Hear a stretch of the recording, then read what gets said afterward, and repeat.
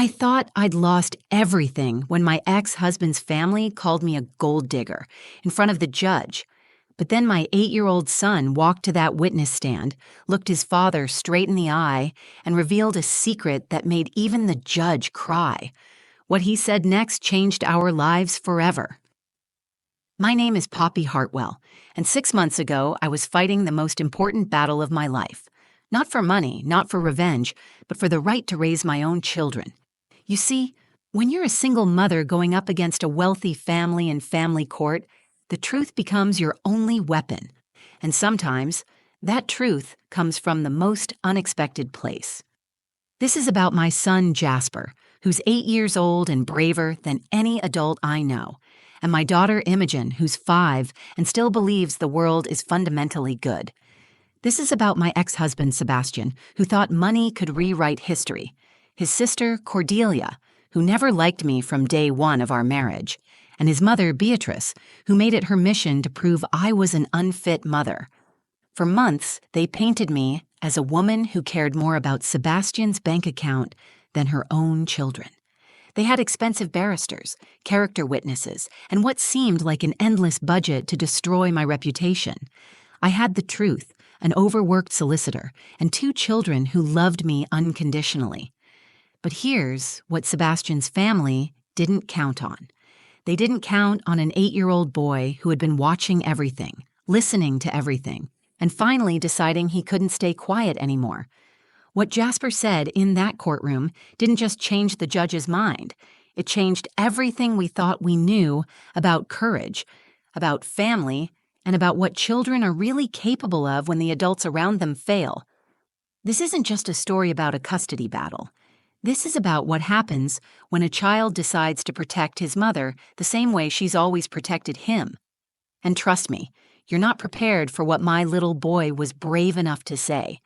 Because sometimes, the most powerful voice in the room belongs to someone who barely reaches the witness stand. Let me take you back to where this all began. 2 years ago, I was living what I thought was a perfect life. Sebastian and I had been married for 8 years, and I genuinely believed we were happy. We had our beautiful home in Surrey, 2 amazing children, and I was working as a pediatric nurse at the local hospital. I loved my job because helping sick children gave my life purpose, but Sebastian never quite understood that passion. The cracks started showing when Sebastian's property development business really took off. Suddenly, he was making more money than we'd ever dreamed of, and with that success came a different version of the man I married. He started staying late at the office more often, taking weekend business trips, and when he was home, he seemed distant. I tried talking to him about it, but he'd brush me off, saying I wouldn't understand the pressure he was under. "You get to play with children all day," he'd say, when I came home exhausted from a 12-hour shift. "I'm out there building our future." It stung every time because what I did wasn't playing. I was helping families through their worst moments, holding the hands of parents whose children were fighting for their lives. But Sebastian saw my work as less important than his, and eventually I started believing him. The children sensed the tension before I did. Jasper, who had always been my sensitive, observant little boy, started asking why Daddy seemed angry all the time. Imogen, my bubbly 5-year-old, began clinging to me more, as if she could feel the foundation of our family shifting beneath her feet. I tried to shield them from our problems, putting on a brave face and maintaining our bedtime routines, family dinners, and weekend outings. But children see everything, even when we think we're protecting them. The end came on a Tuesday morning in March. I was getting ready for work when Sebastian walked into our bedroom with the kind of expression that makes your blood run cold. "I can't do this anymore, Poppy," he said, not even looking me in the eye. "I'm not happy. I haven't been happy for a long time." At first, I thought he meant his job or some midlife crisis. I suggested counseling, maybe a vacation, anything to fix whatever was broken. But then he told me about Charlotte, his 26-year-old personal assistant. They'd been having an affair for 8 months. 8 months of him coming home and kissing me goodnight, helping Jasper with his homework, reading bedtime stories to Imogen, all while living a complete lie. "I'm moving out this weekend," he said, as casually as if he were discussing the weather. Charlotte and I have found a flat in London. We'll figure out the custody arrangements later." I remember standing there in my nursing scrubs, trying to process what he'd just said. Later? He was talking about our children like they were weekend plans that could be rearranged. When I asked him how we were going to tell Jasper and Imogen, he shrugged and said, "You're better with that emotional stuff." The conversation I had with my children that evening was the hardest thing I'd ever done. Jasper listened with the serious expression he gets when he's trying to understand something complicated. When I finished explaining that Daddy was going to live somewhere else for a while, he asked, "Did we do something wrong, Mom?" My heart shattered into 1,000 pieces. Imogen's response was even worse. She simply said, "Okay, Mummy," and went back to coloring as if nothing had happened. But that night, I found her crying in her bed, clutching the teddy bear Sebastian had given her for her birthday. The months that followed were a blur of legal meetings, paperwork, and trying to maintain some sense of normalcy for the children. I picked up extra shifts at the hospital to pay for my solicitor, which meant less time with Jasper and Imogen right when they needed me most. Sebastian, meanwhile, seemed to be enjoying his new life. He moved into a massive house in Chelsea with Charlotte, complete with a swimming pool and a garden that was bigger than our entire previous property. Every other weekend, he'd pick up the children for his scheduled time, and they'd come back talking about the amazing things they'd done at Daddy's big house. I tried to be happy for them, but it was torture. Here I was struggling to make ends meet, working myself to exhaustion, while Sebastian got to be the fun parent who took them to expensive restaurants and bought them whatever they wanted. What I didn't know was that Sebastian's family had already decided I was the villain in this story. To them, I was the wife who couldn't keep their golden boy happy, the woman who was now trying to take him for everything he was worth. They had no idea that I'd never asked for anything more than enough to take care of our children, but the truth didn't matter to them. The stage was set for a battle I never wanted to fight, but one I absolutely had to win. The family court hearing was scheduled for a rainy Thursday morning in October, and I barely slept the night before. I'd been preparing for this day for months, but nothing could have prepared me for what Sebastian's family had planned. When I walked into that courtroom with my solicitor, Mr. Davies, I felt like I was walking into an execution. Sebastian sat at the opposite table with his expensive barrister, Mr. Thornfield, a man who looked like he charged more per hour than I made in a week. But it wasn't Sebastian who worried me most. It was the 3 women sitting in the gallery behind him. Cordelia, his sister, dressed in a designer suit that probably cost more than my monthly rent. Beatrice, his mother, with her perfectly styled silver hair and the kind of cold stare that could freeze water. And Charlotte, Sebastian's girlfriend, who had the audacity to show up to a custody hearing about children that weren't even hers. The proceedings started normally enough. My solicitor presented our case explaining that I was seeking primary custody while allowing Sebastian reasonable access to the children. We outlined my stable employment history, my clean record, and the children's strong attachment to me as their primary caregiver. Everything seemed to be going according to plan until Mr. Thornfield stood up for Sebastian's side. "Your Honor," he began in that posh accent that made everything sound more important than it was, "we will demonstrate today that Mrs. Hartwell's primary motivation in this custody dispute is financial gain, not the welfare of these children. My client's family will testify to a pattern of manipulative behavior that has escalated since the separation."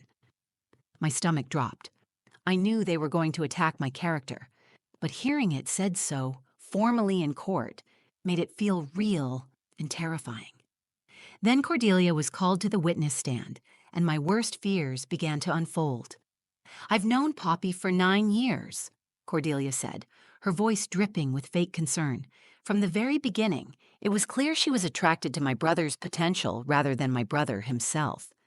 She pushed him to work longer hours, to take on bigger projects, always talking about the lifestyle she wanted for the children." I wanted to scream. Cordelia had never liked me. Not from the first day Sebastian brought me home to meet the family. She'd made snide comments about my background, my job, even my clothes. And now she was sitting there lying under oath, making me sound like some kind of gold-digging monster. "After the separation," Cordelia continued, Poppy's behavior became increasingly concerning. She would drop the children off at our house looking unkempt and clearly distressed. When I asked Jasper if everything was okay at home, he told me his mother cried a lot and made him feel bad about loving his father. That was a complete fabrication. Yes, I had cried after the divorce, but never in front of the children.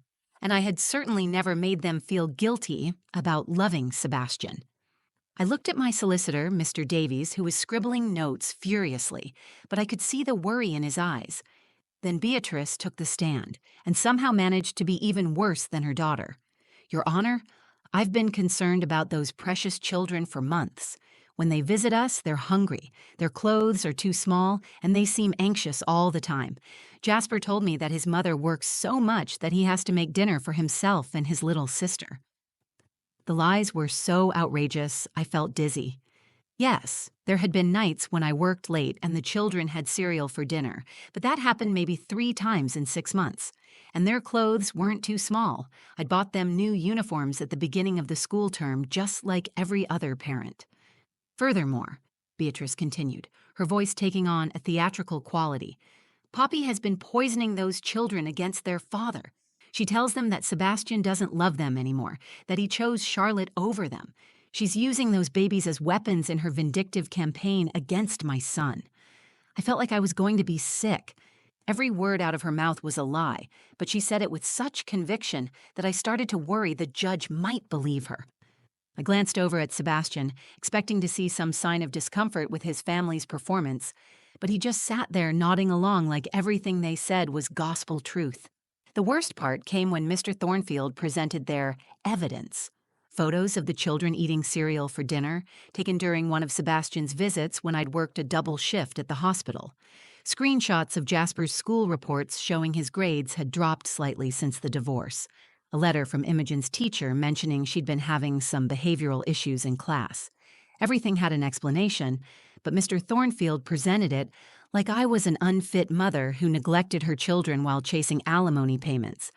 I watched the judge taking notes and felt my world crumbling around me. These people were going to take my children away from me with lies and twisted evidence, and there was nothing I could do to stop them. After Beatrice stepped down from the witness stand, I felt like I was drowning. The courtroom felt smaller, the air thicker, and every lie they'd told was hanging in the space between me and the judge like a fog I couldn't clear. Mr. Davies leaned over and whispered, "We need to counter this aggressively, Poppy. Do you have any witnesses who can testify to your character as a mother?" I had prepared for this. My supervisor from the hospital was supposed to testify about my dedication and reliability. My neighbor, Mrs. Patterson, had agreed to speak about how she'd seen me with the children countless times, always patient and loving, but sitting there, listening to Sebastian's family systematically destroy my reputation with such calculated precision, I realized that character witnesses weren't going to be enough. They had money, they had lawyers, and they had a narrative that painted me as a manipulative woman who put money before her children. That's when I noticed Jasper. He'd been sitting quietly in the back of the courtroom with my mother, who had taken the day off work to watch the children during the hearing. Imogen was coloring in a book, oblivious to what was happening around her, but Jasper was different. He was sitting ramrod straight, his hands clenched in his lap, staring at his father with an expression I'd never seen before. It wasn't anger exactly, but something deeper. Disappointment, maybe, or determination. During the brief recess, I walked over to check on them. "How are you doing, sweetheart?" I asked Jasper, kneeling down to his level. "Mum," he said, his voice unusually serious for an 8-year-old, "they're saying things about you that aren't true." My heart broke a little. "I know, darling, but that's what lawyers do sometimes. They say things to try to win, even if those things aren't completely accurate." "But they're lying," Jasper insisted, his voice getting stronger. "Aunt Cordelia said you make me feel bad about loving Daddy, but you never said that.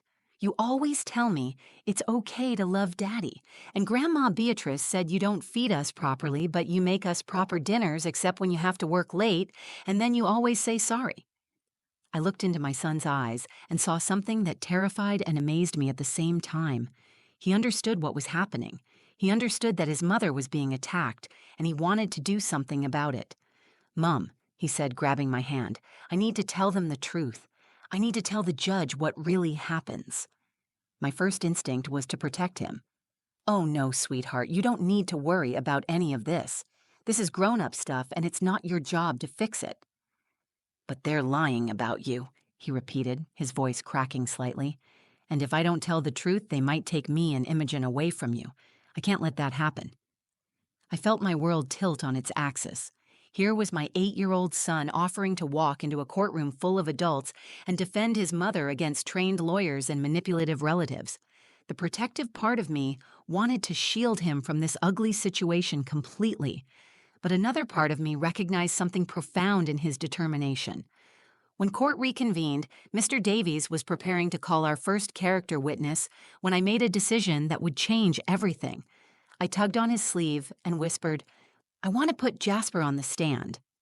Mr. Davies looked at me like I'd lost my mind. "Poppy, he's 8 years old.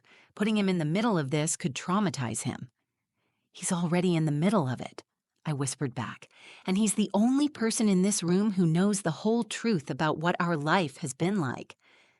Mr. Davies glanced over at Jasper, who was watching us intently. "Are you absolutely certain about this? Once we do this, there's no taking it back." I looked at my son, this brave little boy who had been watching his family fall apart for months and had somehow found the courage to want to fight for what was right. "Jasper," I called softly, and he came over to us. "Do you really want to talk to the judge?" I asked him. "You don't have to do this, sweetheart. You don't have to say anything that makes you uncomfortable." Jasper looked at me with those serious eyes that seemed too old for his face. "Mom, they're saying you don't love us properly, but you love us more than anything in the whole world. Everyone should know that." Mr. Davies sighed and looked at the judge. "Your Honor, we'd like to call Jasper Hartwell to the stand." The courtroom went completely silent. Sebastian's barrister immediately objected, arguing that it was inappropriate to involve such a young child. But Jasper was already standing up, smoothing down his school uniform and walking toward the front of the courtroom with more composure than most adults could manage. As I watched my little boy prepare to defend his mother, I realized that sometimes the people we try hardest to protect end up being the ones who protect us. Retry Claude can make mistakes. Please double-check responses. The moment Jasper walked to the witness stand, the entire atmosphere in the courtroom shifted. This 8-year-old boy, barely tall enough to see over the wooden barrier, commanded more attention than any of the expensive lawyers or dramatic family members who had spoken before him. The judge, Mr. Justice Pemberton, leaned forward with a gentle expression and spoke in the softest voice I'd heard from him all day. "Hello, Jasper. I'm Judge Pemberton. You don't need to be nervous, all right? I just want to ask you a few questions about your mummy and daddy. Is that okay?" Jasper nodded, his hands folded neatly in his lap. "Yes, sir." "Can you tell me what it's like living with your mummy?" For a moment, Jasper was quiet, and I could see him organizing his thoughts the way he did when he was working on a difficult math problem at school. When he finally spoke, his voice was clear and steady. "Living with Mummy is good. She works really hard at the hospital helping sick children, and sometimes she comes home tired, but she always asks about my day and helps me with my homework. When Imogen has bad dreams, Mummy sits with her until she falls asleep, and even if it's really late. And when I'm worried about something, she listens to me and explains things so I understand better." I felt my throat tighten with emotion, but I forced myself to stay quiet. This was Jasper's moment. "What about living with your daddy?" the judge asked gently. Jasper's expression became more complicated. "I love my daddy very much, but things are different now. At Daddy's house, there are lots of rules I didn't have before. Charlotte makes the rules mostly. She says I have to call her Auntie Charlotte, and that I can't talk about Mummy when I'm there because it makes Daddy sad." The judge raised an eyebrow slightly. "You're not allowed to talk about your mummy when you're with your daddy?" "No, sir. Charlotte says it's not fair to Daddy because he's trying to move on with his life. But sometimes I miss Mummy when I'm there, especially when Imogen cries for her at bedtime." Sebastian's face had gone pale, and I could see him shifting uncomfortably in his seat. Mr. Thornfield was scribbling notes frantically, probably preparing objections. "Jasper, the judge continued. Some people have said that your mummy doesn't take good care of you and your sister. What do you think about that? This was the moment that changed everything. Jasper sat up straighter, and for the first time since he'd taken the stand, his voice carried a hint of indignation. That's not true, sir. Mummy takes really good care of us. She makes us breakfast every morning and packs our school lunches with little notes that make us smile. When we're sick, she stays home from work, even though I know she worries about the sick children at the hospital. She taught me how to tie my shoes and how to be kind to people who are different from us. Jasper paused, glancing over at his father and then back at the judge. The people who said those things don't know what our real life is like. They only see us sometimes, and they don't understand that Mummy working hard doesn't mean she doesn't love us. It means she loves us so much that she'll do anything to take care of us. But then came the revelation that no one saw coming. Sir, Jasper said, his voice becoming smaller, but somehow more powerful. I need to tell you something that I promised I wouldn't tell. But Mummy always says that telling the truth is more important than keeping promises that hurt people. The courtroom was so quiet you could hear the rain pattering against the windows. Even Cordelia had stopped whispering to Beatrice. Daddy told me that if I said Mummy was mean to me, I could live in his big house with the swimming pool all the time. He said Mummy just wanted his money and didn't really love me and Imogen the way he did. But that's not true, and I told Daddy it wasn't true. Sebastian's barrister started to stand up, but the judge held up his hand for silence. Jasper's voice grew stronger as he continued. And Charlotte told me something else. She said that when I turn 18, I can choose never to see Mummy again if I want to. She said Daddy would buy me a car when I'm old enough to drive if I told you today that I wanted to live with them forever. The gasp that went through the courtroom was audible. I saw Beatrice cover her mouth with her hand, and Cordelia looked absolutely horrified. Sebastian had gone from pale to completely white. But I don't want a car or a swimming pool if it means lying about my mummy, Jasper said, his voice cracking slightly with emotion.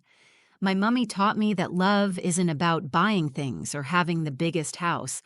Love is about being there when someone needs you, and Mummy is always there when I need her. The judge had tears in his eyes as Jasper delivered his final statement. I love my daddy, but I won't lie about my mom. She's the best mom in the world, and she deserves for everyone to know the truth. The silence that followed Jasper's testimony was deafening. Judge Pemberton wiped his eyes with a handkerchief and called for an immediate recess. As the courtroom cleared, I rushed to Jasper and pulled him into the biggest hug of my life. He buried his face in my shoulder and whispered, "Did I do okay, Mom?" I told him he was the bravest person I'd ever known. Sebastian's barrister tried desperately to salvage their case when court reconvened. Mr. Thornfield argued that Jasper had been coached, that an 8-year-old couldn't possibly understand the complexities of adult relationships. But the damage was done. The specific details Jasper had shared, the genuine emotion in his voice, and the way his testimony directly contradicted his father's family's claims made it impossible to dismiss as rehearsed. Judge Pemberton's ruling was swift and decisive. He awarded me primary custody of both children, with Sebastian receiving supervised visitation every other weekend until he completed a court-mandated co-parenting program. The judge specifically noted that any attempts to manipulate the children or poison them against either parent would result in further restrictions on access. This court, Judge Pemberton said, looking directly at Sebastian, will not tolerate attempts to bribe or coerce children into making false statements against their mother. The courage shown by this young boy in speaking the truth, despite pressure to do otherwise, is a testament to the values his mother has instilled in him. The months that followed weren't easy, but they were healing. Sebastian did complete his co-parenting program, and slowly, very slowly, he began to rebuild his relationship with the children on honest terms. He never apologized to me directly, but his behavior changed.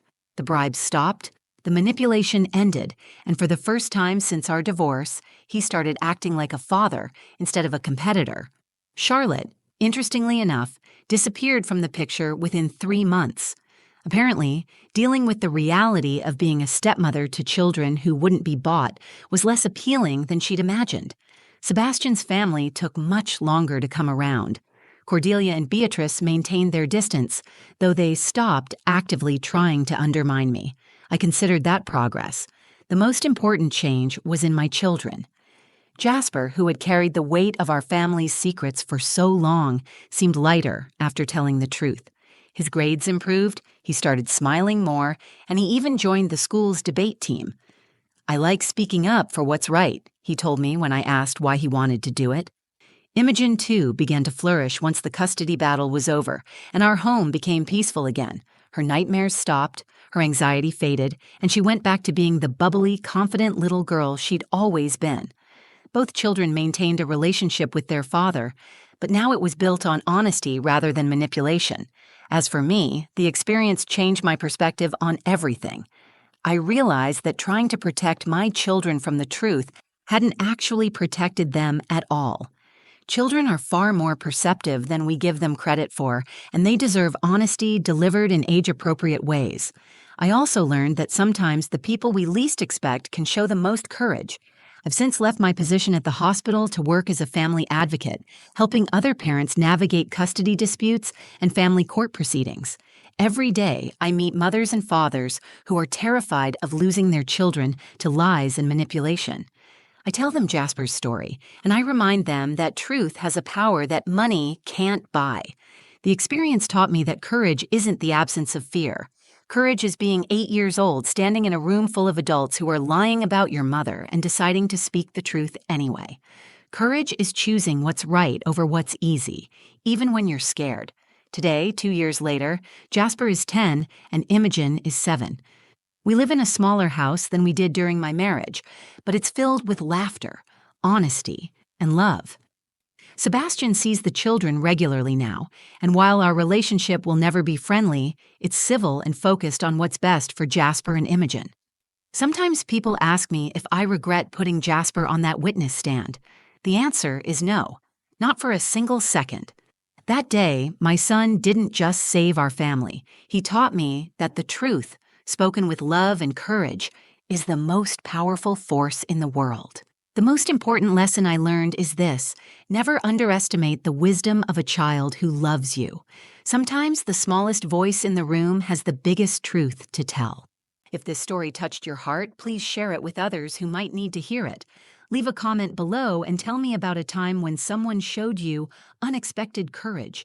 And don't forget to subscribe to the channel for more real stories about resilience, family, and the power of truth. Your support means everything to me and helps me continue sharing these important stories. Thank you for listening, and remember that sometimes the greatest strength comes from the smallest people in our lives.